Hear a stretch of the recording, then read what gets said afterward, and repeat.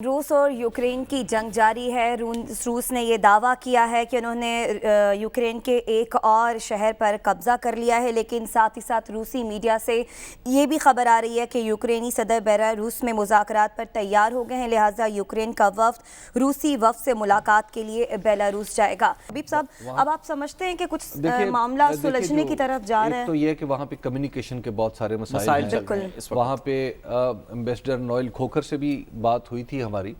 تو وہ بھی یہی بتا رہے تھے کہ میسج کا تبادلہ ہو رہا تھا، لیکن فون پہ باقاعدہ بات جیسے فون جاتا تھا کٹ جاتی تھی، تو وہ بتا رہے تھے کہ یہاں پہ بہت سارے کمیونیکیشن کے مسائل ہیں جس کی وجہ سے میں آپ سے بات نہیں کر پاؤں گا۔ تو ان سے ہم یہ دراصل پوچھنا چاہ رہے تھے کہ ہمارے جو سٹوڈنٹس ہیں وہاں پہ، ہمارے جو طالب علم وہاں پہ ہیں، جو ان کی شکایات ہم تک سوشل میڈیا کے ذریعے پہنچ رہی ہیں، آخر ان میں کتنی صداقت ہے؟ کہ بعض بچے کہہ رہے ہیں کہ ہمیں پولینڈ کی سرحد سے 30 کلومیٹر ادھر اتار دیا گیا، بعض بچے کہہ رہے ہیں کہ ہم اپنی یونیورسٹیز میں ہیں۔ ایک نوئل کھوکھر صاحب کی ویڈیو چل رہی ہے جس میں وہ کہہ رہے ہیں، جو انڈیٹڈ ہے، جو کہہ رہے ہیں کہ آپ اپنی تعلیم پہ توجہ دیں، جب حالات ہوں گے تو ہم آپ سے خود رابطہ کر لیں گے۔ اب یہ وہ ساری چیزیں ہیں جو ان بچوں کے والدین کو اور ہم سب کو یہاں پریشان کیے ہوئے ہیں، اور میرا خیال ہے کہ یہ مناسب وقت ہے کہ میں ہمت کر کے میں یہ جسارت کروں کہ میں اپنے ملک کی حکومت کو اور ریاستی اداروں کو وہ پالیسی یاد دلاؤں جو چند دن پہلے نیشنل جو سیکیورٹی پالیسی کے عنوان سے ہم تک پہنچائی گئی ہے۔ پاکستان کے امیڈیٹ کنسرنز کے اندر نیچرلی ہمارے اسٹوڈنٹس کا کنسرن ہے، ہمارے وہاں پہ جو دیگر شہری پھنسے ہوئے ہیں ان کو کسی طریقے سیفٹی تک لانے کا کنسرن ہے، لیکن ساتھ ہی ساتھ ایک لارجر کویسچن ہے جو کہ ایفیکٹولی اب پاکستان کو اور پاکستان کے ساتھ جو دیگر ریاست کے ادارے ہیں ان کو آنسر کرنا، پاکستان کے اندر جو دیگر ریاست کے ادارے ہیں ان کے لیے بڑا ضروری ہے۔ اب سے پہلے خاص طور پہ سن 1990 کے قریب ایک فریز استعمال ہوا تھا امریکن پریزیڈنٹ کی طرف سے، اس وقت کے American president George W Bush senior کی طرف سے، جس فریز کو کہتے ہیں دی نیو ورلڈ آرڈر۔ انہوں نے جب یو ایس ایس آر کا کلیپس ہو گیا تو انہوں نے کہا کہ now the world has entered into a new world order. اس نیو ورلڈ آرڈر کو قانونی زبان میں انٹرنیشنل رولز بیسڈ آرڈر کہتے ہیں۔ اس کا انٹرنیشنل لاء میں یونائٹڈ نیشنز اس کو ڈیفائن کرتی ہے کہ دنیا ساری اب ہماری چل رہی ہے ایک انٹرنیشنل رولز بیسڈ آرڈر کے مطابق، یعنی کہ اس کے کچھ طے شدہ رولز ہیں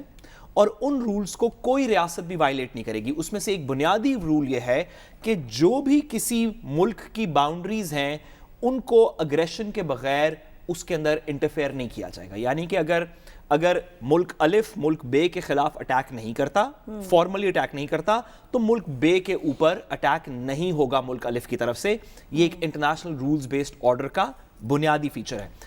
ایک ملک دوسرے ملک کی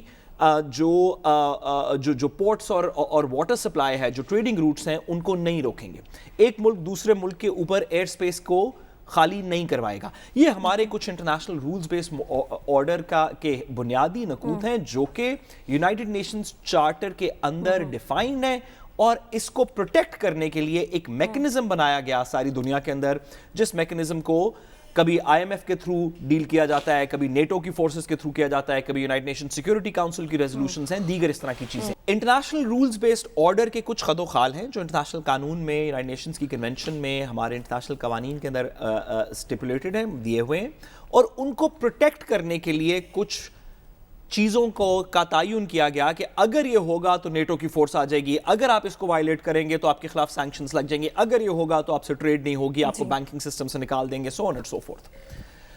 رشیا نے خاص طور پہ اس اٹیک کے بعد یا اس پوری ایپیسوڈ کے بعد، ویسے تو افغانستان کے بعد ہی انٹرنیشنل رولز بیسڈ آرڈر جو ہے وہ تھوڑا سا ڈوینڈل ہو گیا تھا، لیکن اس ایپیسوڈ کے بعد اب اس انٹرنیشنل رولز بیسڈ آرڈر کا، جس کے اندر یہ طے شدہ تھا کہ ایک ملک دوسرے کو انویڈ نہیں کرے گا جب تک پہلا ملک اس کے خلاف کوئی پراپر ایکشن نہیں کرتا یا کوئی اٹیک نہیں کرتا، اس رولز بیسڈ آرڈر کا ہو گیا خاتمہ۔ اس رولز بیسڈ آرڈر کا ہو گیا خاتمہ جس کے اندر کہا جاتا تھا کہ سینکشنز لگائیں گے تو ممالک جو ہیں وہ رک جائیں گے۔ سینکشنز رشیا کے اوپر لگ گئیں، کوئی کہیں پہ نہیں رک رہا۔ اس وقت بھی ابھی ہمیں علی بتا رہے تھے کہ جارحیت اور بمباری چل رہی ہے۔ اس کے بعد دنیا کی ایک نئی بساط بنے گی، ایک نئے سیٹ آف رولز کا تعین کیا جائے گا، ایک نیا طریقہ ہوگا جس کے تھرو نیشن سٹیٹس ایک دوسرے کے ساتھ ڈیل کرتی ہیں۔ اس نئے طریقے کے اندر پاکستان کے جو تھنکرز ہیں, جو پاکستان کے اندر لانگ ٹرم اسٹریٹجک تھنکنگ کرتے ہیں, ان کو یہ سوچنا ہے کہ ہم اس میں کس طرف ہوں گے, کن قوانین کے ساتھ ہوں گے, کس انٹرنیشنل رولز بیسڈ آرڈر کے اوپر اب ہم جا رہے ہیں, اور اس میں پاکستان کے انٹرسٹ کیسے پروٹیکٹ ہوں گے. یہ بنیادی سوال ہے. امیڈیٹ اپنے اسٹوڈنٹس اور شہریوں کو یوکرین سے نکالنے کے بعد یہ بنیادی سوال ہے جس پہ پاکستان کے اندر خاص طور پہ پالیسی سرکلز کے اندر بحث ہونی چاہیے. اچھا حبیب صاحب, آپ مجھے یہ بتائیں کہ یہ جو ممالک ہیں جو یوکرین کو سپورٹ کرتے ہیں, جن میں امریکہ اور یورپ شامل ہے,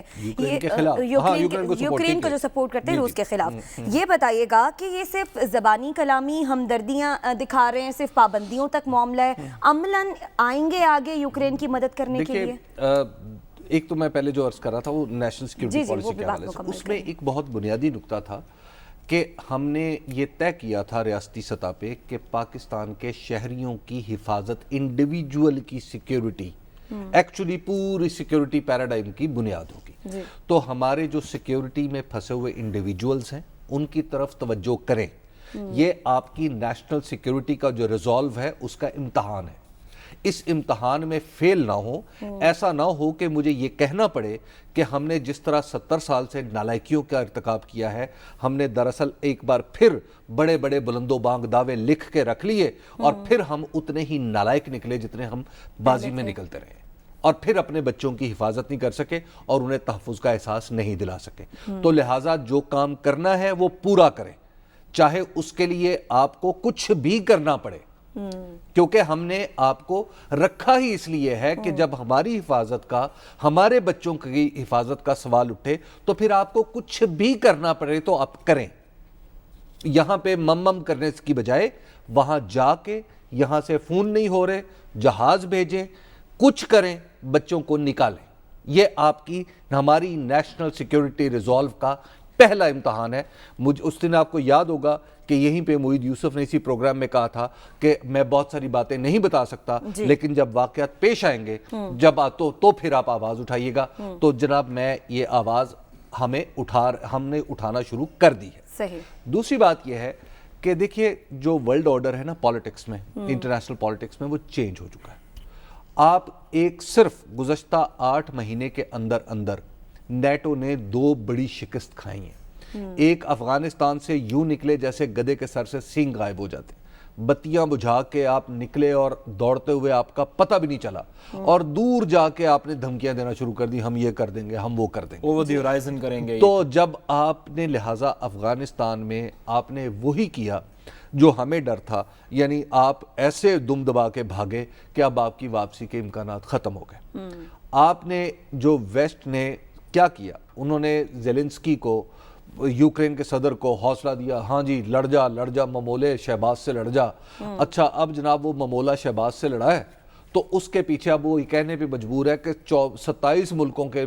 میں نے حکومتوں کو فون کیا ہے اور ان میں سے کسی نے کوئی جواب نہیں دیا, سب نے اپنی اپنی بندوقیں پیچھے کر لی ہیں اور اس کو اکیلا چھوڑ دیا ہے. تو لہٰذا نیٹو نے یہ دوسری دفعہ ایک ایسی جنگ میں شکست تسلیم کر لی ہے جس میں ایک گولی بھی نیٹو کی طرف سے نہیں چلی. تو لہٰذا ایسے معاملات میں میرا خیال ہے کہ اب ہمیں بھی سوچنا ہے کہ نئی بساط کیسے بچھے.